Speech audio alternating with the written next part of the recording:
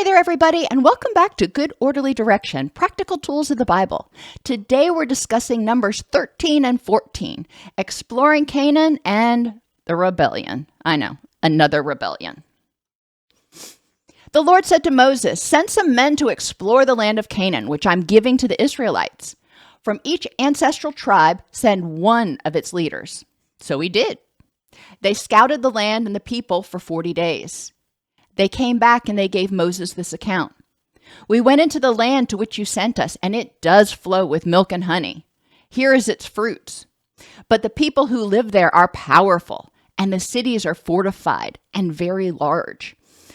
Obviously, the people at this point don't have faith that together with God, they can conquer something that seems bigger. Think about David and Goliath. I know we haven't gotten there yet, but Caleb silenced the people before Moses and said, "We should go up and take possession of the land, for we can certainly do it." So Caleb had faith that it could happen. That night, all the members of the community raised their voices and wept aloud. All the Israelites grumbled against Moses and Aaron, and the whole assembly said to them, "If we had only died in Egypt." Oh my gosh. I don't blame them for getting tired of hearing this. Why is God bringing us to this land only to let us fall by the sword? Okay, this is a cognitive distortion. They are assuming what is going to happen. They don't know what's going to happen. And they're also really not basing their beliefs on actual evidence, thinking about prior times that they have encountered powerful foes, that God has helped them conquer those foes. They have evidence against their belief that they are going to fall to the sword this time, but they're using emotional reasoning and they're catastrophizing, and that really sets them up because it creates unrest within the community. It creates fear within the people, and we know when we are in that fear state, we're not thinking clearly. We are not on our A game. Then Moses and Aaron fell face down in front of the whole Israelite assembly gathered there. Joshua and Caleb, who were among those who had explored the land, tore their clothes and said to the entire Israelite assembly, "The land we passed through and explored is exceedingly good. If the Lord is pleased with us, he will lead us into that land, a land flowing with milk and honey, and he will give it to us." As I mentioned, they're showing a lack of faith.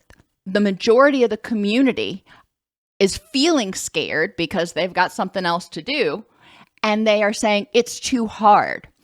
But what they're failing to acknowledge, they're being selfish or self-centered, they're failing to acknowledge the power of God, the power of the community to make this happen. Yeah, they couldn't go there 10 guys without a good plan and make it happen. But with good orderly direction guiding the assembly, they can. So it's not too hard for the assembly.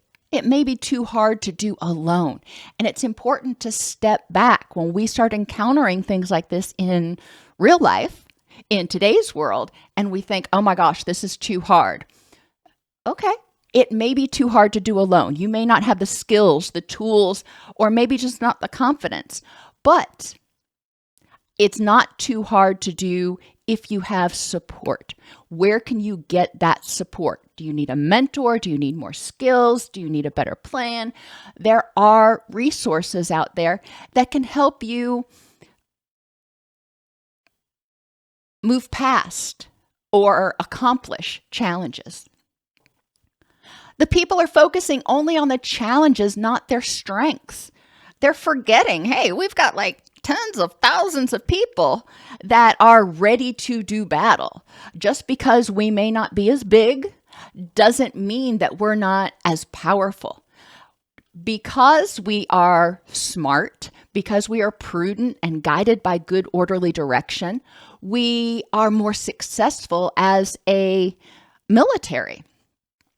So yes, it's going to be hard, but a lot of things in life are hard, and it's important to look at your strengths. Look at the facts about your strengths, and do the facts support the belief that, hey, we can do this?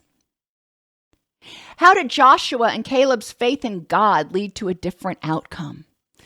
Well, and we'll go through this really quickly. They were prudent. They surveyed the land. They saw what was out there. They got the information, and they made an informed decision. They used courage and endurance. They said, yeah, it's not going to be easy, but we can do it. They had faith. They showed respect for God, for Moses, for the military, for the community, that we can do this. I believe in you. I recognize, yeah, it's dangerous. I'm not saying that it's not going to be unpleasant, but I respect you enough to tell you the truth, and I respect you enough to encourage you to do what you can. Forgiveness really didn't play a lot in here. Earnestness. Caleb and Joshua had been told, go survey this land and come back and give us an honest report. And while the other people gave an honest report, but then tried to put a spin on it because they were afraid, Caleb and Joshua said, this is what it is. Compassion is really important. And I think Joshua stood up, and when the people were whining and wailing against Moses and Aaron, Joshua had compassion for them. And he's like, oh my gosh, y'all are getting inundated again with people complaining. And he stood up and he said, I hear you're afraid. I acknowledge it's going to be hard. I have compassion for that. And truthfully, going down to the next one, we can do it selflessly if we work together. We can do it with God's help. One of the take-home messages from this story is you can be scared and follow God and do it anyway. I can be scared and prudently, courageously endure what's getting ready to go on and move forward. The Lord said to Moses, how long will these people treat me with contempt? How long will they refuse to believe in me in spite of all the signs I've performed among them? And that goes back to facts in context. Thoughts, those aren't necessarily facts. Feelings, those aren't necessarily facts. Our thoughts are informed by prior experiences and interpretations of those experiences. Facts are facts. And the people are not looking back objectively over the things that they have done and accomplished and how far they've come, and recognize the hand of God in their progress. I will strike them down with the plague and destroy them, but I will make you into a nation greater and stronger than they. Moses said to the Lord, then the Egyptians will hear about it. By your power, you brought these people up from among them. If you put all these people to death, the nations who have heard this report about you will say, the Lord was not able to bring these people into the land he promised on an oath, so he slaughtered them in the wilderness. Moses is very persuasive. Remember, he persuaded God to continue to go with them, even when they were leaving Egypt. And God said, I just can't take these people's whining. I can't go with you, or I will strike them down. Moses said, we can't do it without you. And now we're seeing that again. And Moses is saying, do you really want the Egyptians saying that you couldn't do it? So he's playing on God's ego, if you will, because God has openly said he's a jealous and wrathful God. We already talked about how jealousy can sometimes get in the way of prudence. Moses brings back that voice of reason. If you want to think about it in non-spiritual terms, if you will, Moses is thinking to himself, yeah, it would probably be easier to not go up against these people. But if we back down, if we avoid them, then the word will get out. And the Egyptians and everybody else are going to think that we're weak and we will be vulnerable to attack. Back to scripture. Now may the Lord's strength be displayed just as you have declared. Remember, Moses is talking to God. The Lord is slow to anger, abounding in love, and forgiving of sin and rebellion. Yet he does not leave the guilty unpunished. In accordance with your great love, forgive the sins of the people, just as you have pardoned them from the time they left Egypt until now. Moses is having compassion. Moses is forgiving of the people, recognizing, because he himself is a flesh and blood human being, how hard it can be sometimes to manage thoughts and emotions and distress. But he's turning to God and saying, all right, you, God, are prudent. You're slow to anger. You're abounding in love. You're compassionate. You're forgiving when people go against you. Yet, we can't allow people to be openly disrespectful. So we got to bring everybody back in line. But this is good, orderly direction. Even as a military leader, it's important that military leaders are slow to anger, because when you're angry, you don't think clearly. They are slow to anger. They don't take things personally. They are prudent when something happens. And they are abounding in love and respect for the people that they supervise. And they're forgiving of sin and rebellion. They recognize some people are going to get out of line, but they bring them back in line. And that's what a good leader does. You don't automatically cut somebody out because they make a mistake. You forgive them. You bring them back into the fold. The Lord replied, I've forgiven them as you asked. Nevertheless, surely as I live and surely as the glory of the Lord fills the whole earth, not one of those who saw my glory and the signs I performed in Egypt and in the wilderness, but who disobeyed me and tested me 10 times, not one of them will ever see the land I promised on oath to their ancestors.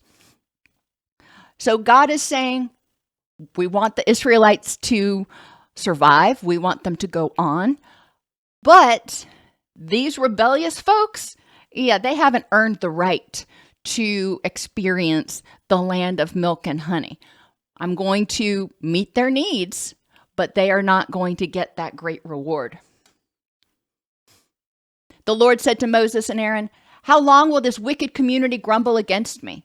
I've heard the complaints of all these grumbling Israelites, so tell them, as surely as I live, declares the Lord, not one of you will enter the land I swore with uplifted hand to make your home, except Caleb and Joshua. As for your children that you said would be taken as plunder, I'll bring them in to enjoy the land you have rejected.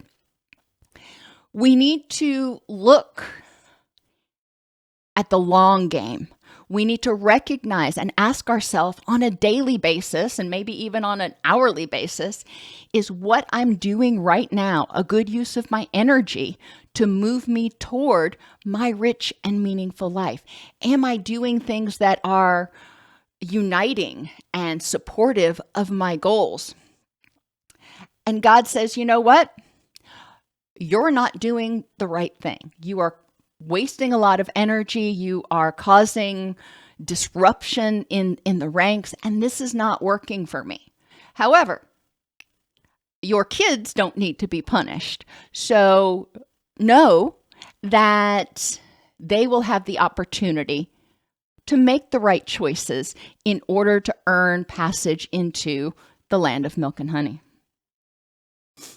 When you reject the principles of the community, you also don't reap the benefits of what it can achieve.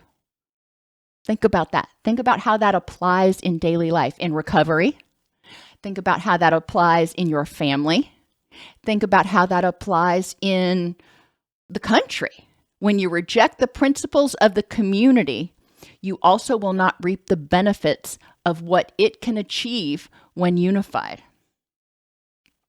Notice community. What are the last 5 letters?